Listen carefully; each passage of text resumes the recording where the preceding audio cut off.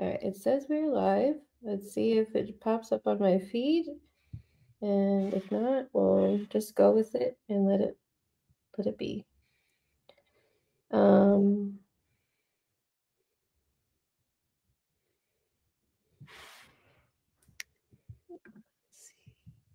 It says we're live, so we're just gonna go with that, and we'll jump right into it. And yeah, sounds great. Cool. So people are calling me, and I need to turn my do not disturb on. Or can talk to me later. All right. So, hi, everybody. My name is Jessie Littlejohn. I am a social media producer for the Presbyterian Outlook. And with me, I have the lovely Reverend Dr. Kimberly Wagner. Kimberly, would you just take a couple minutes or a couple seconds, however long you want, to sort of introduce yourself to the world, your ministry area, what you do for us, for the global church, and for everything else? Absolutely. Well, it's so much fun to be here. Thanks for having me. Kim Wagner, and I serve currently as the assistant professor of preaching at Princeton Theological Seminary, where I have the joy of getting to work with wonderful master's and PhD students preparing for ministries of all kinds and preparing to be scholars in the field. My work specifically, the book that I have out now is on preaching in the wake of trauma. And so my work is largely in thinking about how do we, as preachers and proclaimers and people engaging even in public proclamation, respond to and pay attention to the reality of trauma in our daily lives, in our communities, and the impact especially of collective trauma on communities and how we should respond to that. So I have the joy of teaching. I also get the opportunity to travel around a decent amount and work with clergy groups and churches and presbyteries and synods and all kinds of folks. So it's a real joy to get to share this work and a real joy to be with you today. Awesome. Thank you for being willing to say yes. So do you prefer Kimberly or do you prefer Kim? I just want to. Kim is good. Kim is good. All right. So Kim, this month for our trauma issue, to put it lightly, of the Outlook magazine, wrote an article for us that I'm going to put in the comments. So if you would like to reference it, you can. Kim wrote an article for us called Leading and Preaching in the Storm, Relocating Ourselves Faithfully Amid Trauma and Chaos. And so we're going to kind of give you an insider look of the article. We encourage you to go and read it. We encourage you to pick up an issue of the Outlook magazine. And I want to just sort of dive in if you're ready. Let's do it. All right. So in your article, which I really genuinely appreciated, you laid out 3 models of leadership for pastoral leadership that we should or should not follow. And the one that you offer that we should lean away from is the superhero model. Yes. Of that you call it sort of unhelpful and unfaithful, in that it often negates the pain or the grief that we are experiencing and encourages us to sort of push past it, or even in some cases deny that it exists, to sort of skip over it or to hurry through the tension. And before we jump into the other models, I kind of want to just ask how, even if you in your personal ministry, and you can speak from a personal lens, how in those moments where it is very tempting to jump into that superhero model and to just kind of, I want to fix everything, especially for those of you who study the Enneagram or Enneagram 2s, who are the helpers that just need to go in and fix everything. How is it that you find yourself catching yourself or stopping yourself from slipping into that trap of urgency? Yeah, it's such a great question, because I think here's the thing. It's one of those models that I think for a long time we even trained pastors and preachers in, like, your job is to come in and fix and give meaning, right? But the reality of traumatic events is that there are things that will not have meaning and do not make sense, and that invitation that I want to make to sit in the tension. And what I'll say is that I think even the most democratically committed leaders, right, who want to do things with others, when chaos hits, when a traumatic event happens, find themselves kind of running toward the closet to get their cape out. And I know that I have done that before. Much of what I share comes out of my own experience. I remember very clearly when the pandemic hit. I was teaching not at Princeton Seminary. I was up in Chicago teaching. And, you know, it was a traumatic time for all of us in Chicago, especially living in South Side of Chicago, that was deeply impacted by the pandemic. And I remember I kind of took it on myself to help my students and help my colleagues and teach them all how to do Zoom and engage in all that stuff. And I thought that that was my way of being of service, right? Of coming in, of coping, of pushing us to just be okay. And what I realized is it leads to two things. The first thing it leads to is clergy burnout, right? Or pastor burnout or teacher burnout, because what we're doing in order to be the superhero, you have to kind of deny your own pain. Because the thing about a superhero is they have to fly in from the outside. And so if you're not outside, as none of us were in the pandemic, right? Some, of course, were more deeply impacted than others, but none of us could fly in from the outside. So we would have to pretend we were outside. And so what I noticed is I was pretending that it was not affecting me. And so the first kind of inclination or hint, right, that things aren't quite as they should be and that I might be tying on my cape a little bit is when I catch myself kind of pushing past hard feelings. Or pushing past my own hurt or denying my own participation in what has happened or the ways my life has been impacted. Because I think to take on that superhero, we almost have to deny that. The other thing is, I think that reason why it's so unhelpful is because we can't fix for communities. Right. We can accompany them. We can help them. We can walk with them, but we can't do it for them. Right. That doesn't really work.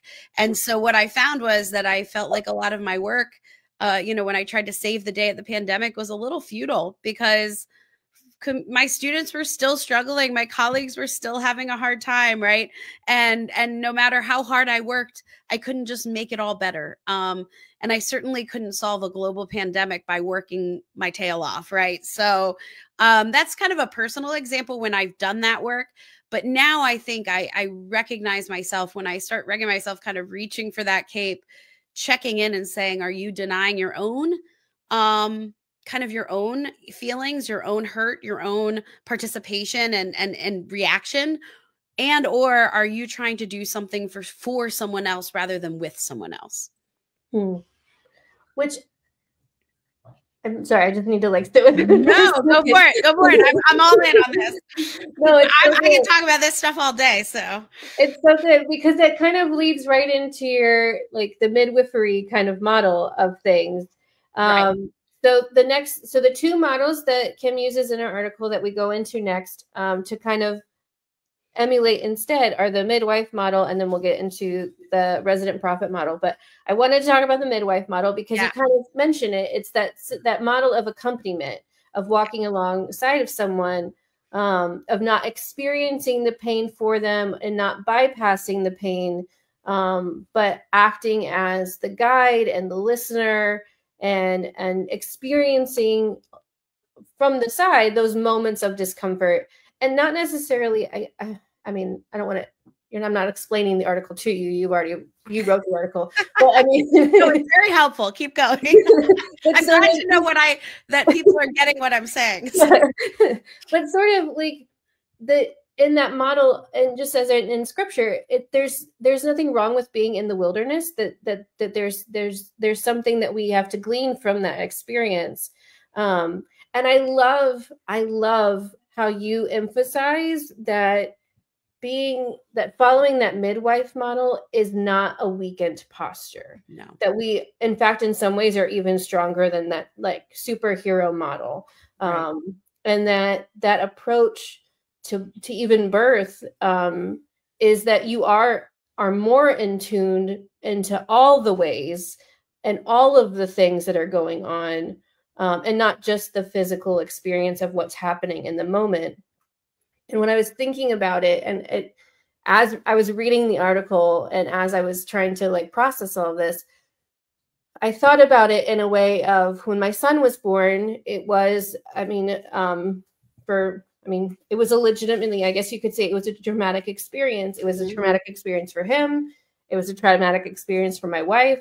And there were a lot of complications in that moment. And then for me, having to sit back and watch it all unfold in both fast and slow motion, that was a traumatic experience for me. Absolutely. And then when my daughter was born, it was, for lack of a better term, it was textbooks. It was like the perfect birth. Everything went exactly the way it was supposed to go.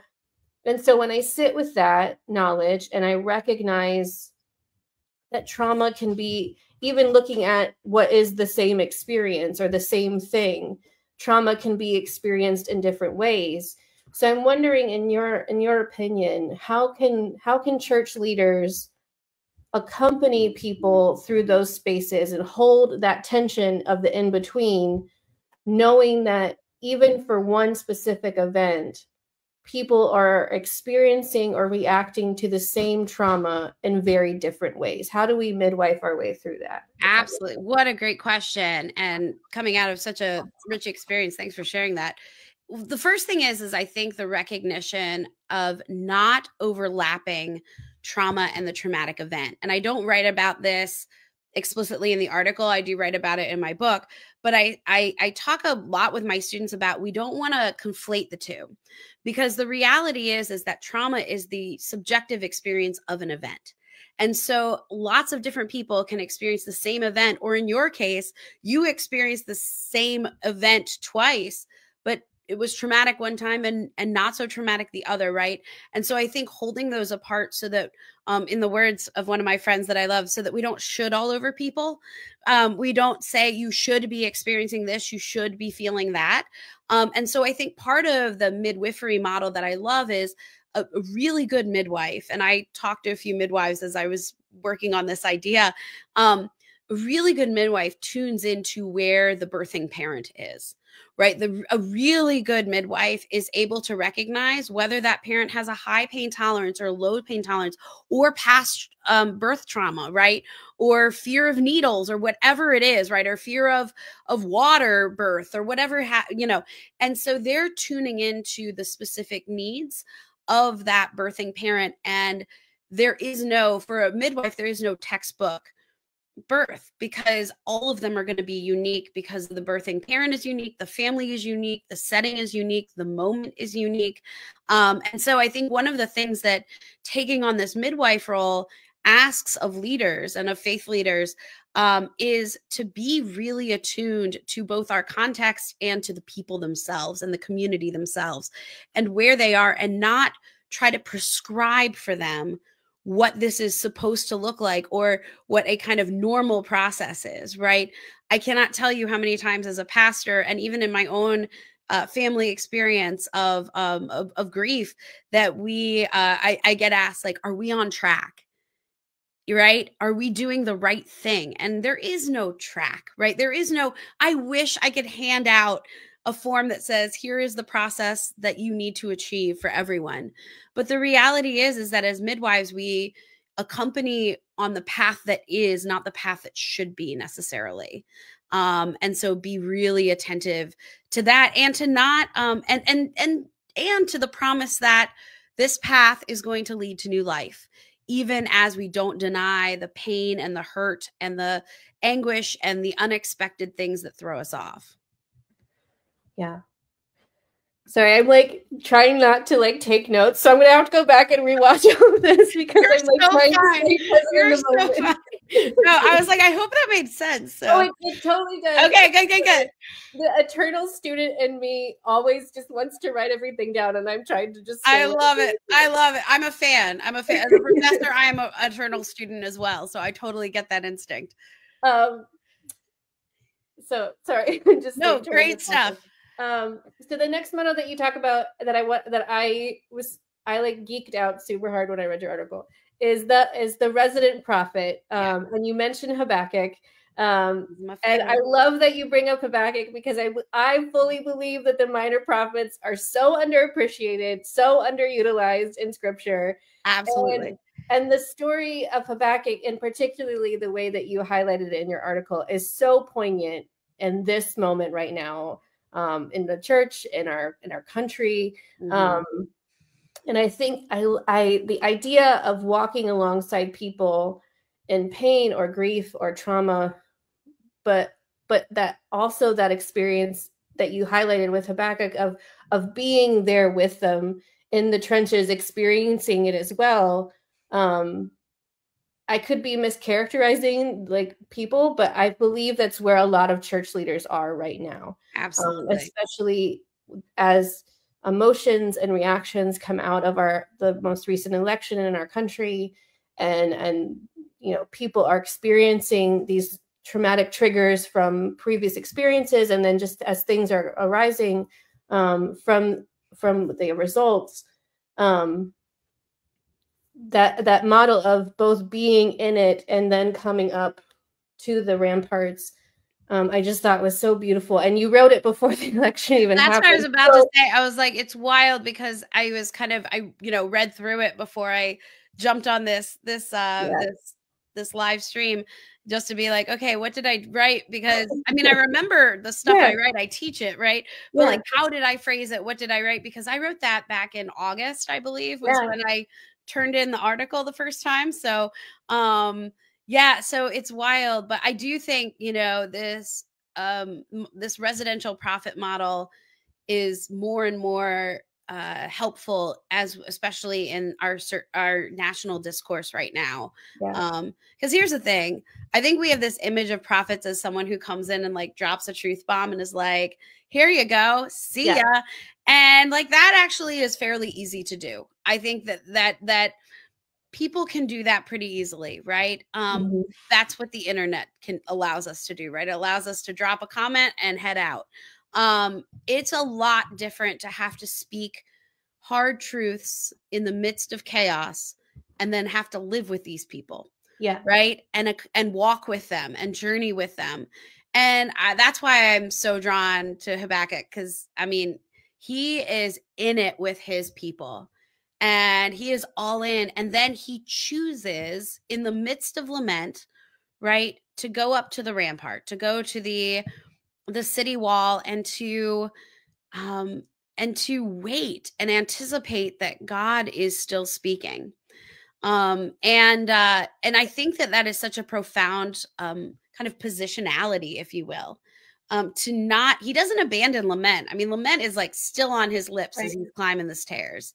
But what does it mean to position ourselves in lament with our communities, and yet being the one on the lookout for what God is yet going to do and say? And what makes Habakkuk even richer to me is, God does respond, and it's not an easy word, right? God says, the good part is there is still a vision for the appointed time. The hard word is, if it tarries, wait for it.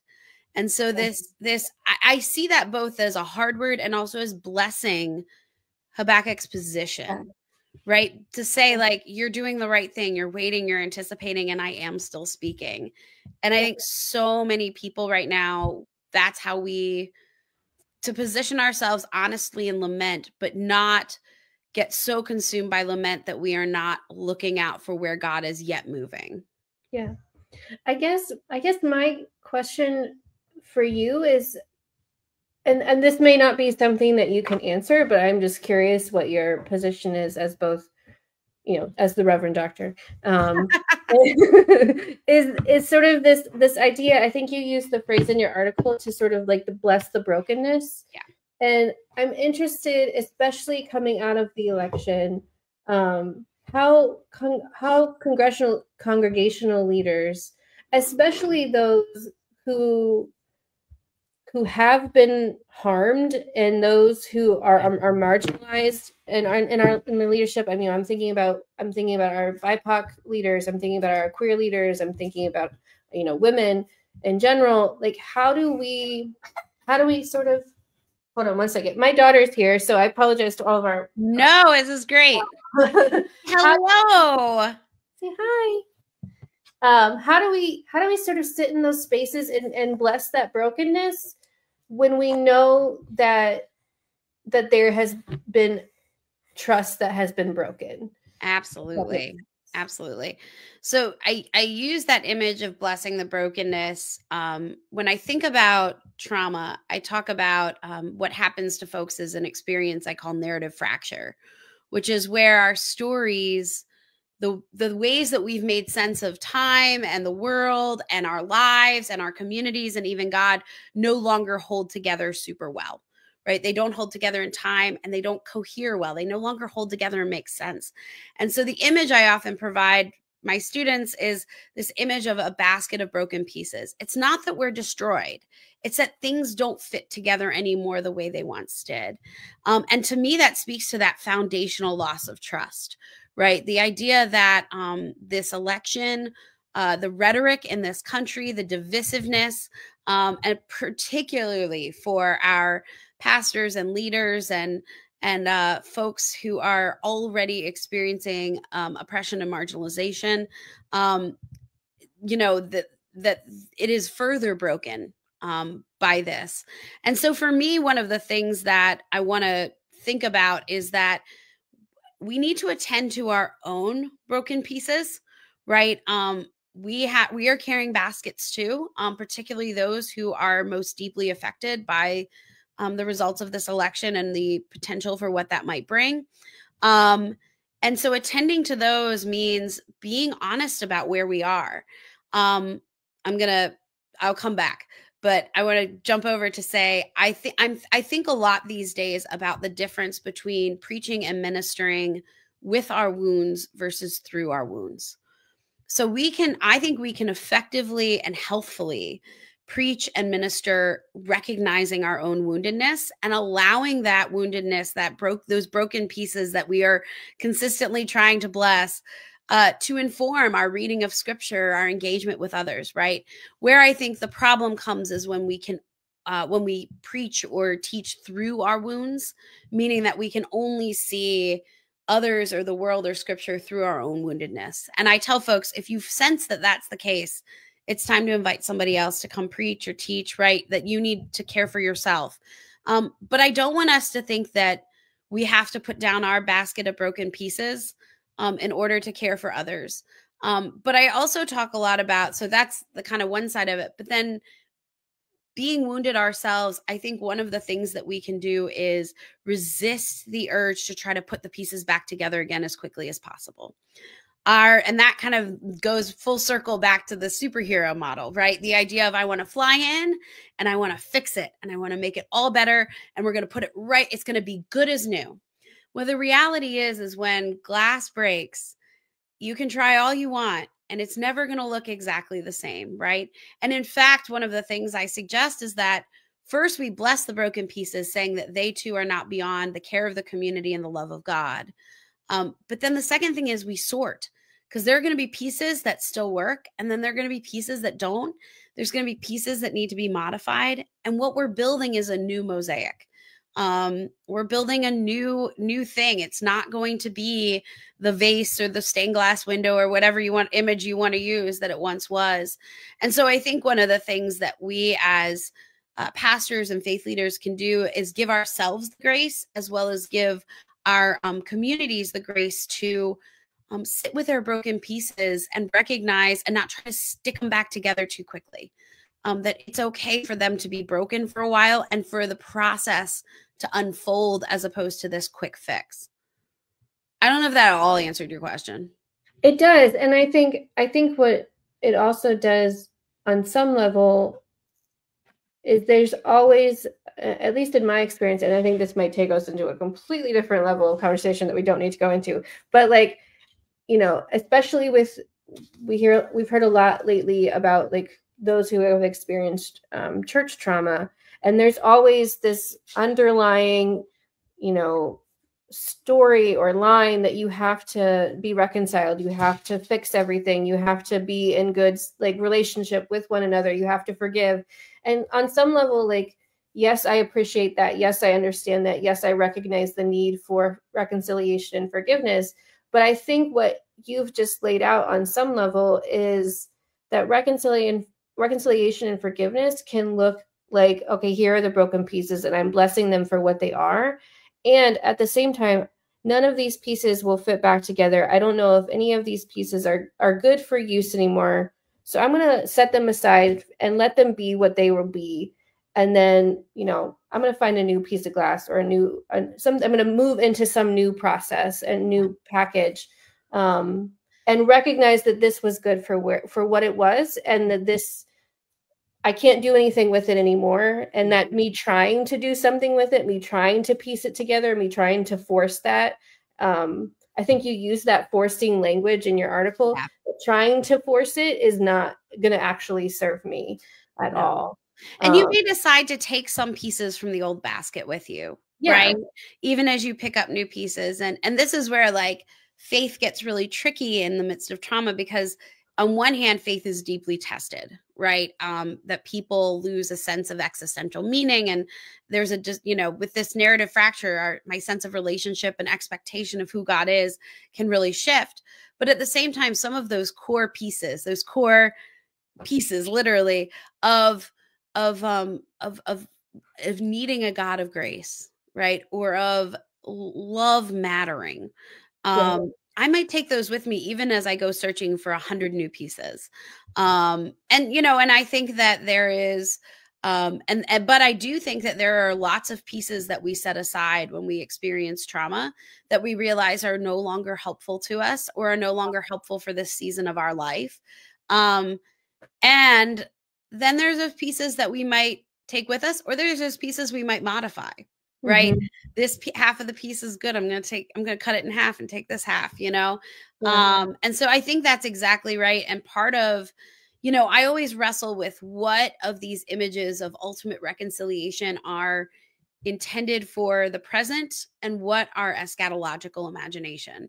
Right. And I think we want to seek towards I believe that God's redemptive work is always coming toward us and arriving like waves on a beach. Right. But there's ways that I think that for health and safety and just for the reality of the world we live in, that sometimes full reconciliation is not something that can happen in the moment.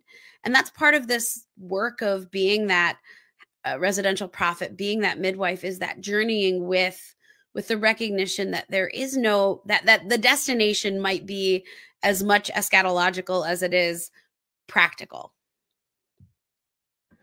Awesome. I want to ask one more question to close our time out, because I've manipulated so much of your time already. But I love it. This is great. I think it's important to recognize that church leaders, whether you're a pastor or an elder or a deacon, whoever you may be within your congregation, that we're all fallible human beings. That we're all bringing, like you said, our own experiences and our own baggage to the playing field. And so, but particularly pastoral leadership, there's the adage that every therapist needs a therapist. And so, I think it could be fair to say that every pastor needs a pastor. Yeah. And so how should pastors, and you can speak from your experience as a professor, as a pastor, like, how do you navigate those experiences of, I am a pastor who needs to be pastored in this moment so that I can pastor others well? What a great question. I love it. I will say, in my time serving as a pastor at a church, one of the greatest gifts of my ministry was a lectionary group that became so much more, made up of pastors of all ages and actually a variety of denominations. And we would meet every week. And I realized we kind of got to the point where the first half was helping, supporting each other, and the second half was lectionary. But the importance of building community and the beauty of the world we live in now is that community doesn't have to live in your neighborhood, right? Like, cultivating those relationships with other pastors and preachers and leaders who you can just share with. It helps to have folks who can know exactly what you're going through, right? Who can say, yep, I understand that. The second thing is, I think that there's an important role here for our denominational bodies. So for our presbyteries, to provide spaces for pastors to be pastored, right? And to create structures for that, and perhaps even positions for that, like, and I think that would be a real gift. The third thing is to recognize, and this is kind of secondary, but it's not, that you can invite other people to come in and help pastor your congregation. Especially in the wake of trauma, a lot of times pastors' inclinations or chaplains' inclinations is, I am the only one who can lead this community, right? Because we're like, I know them, I love them, right? But other people can help, right? There are organizations, there are denominational organizations, there's all kinds of folks who can come in.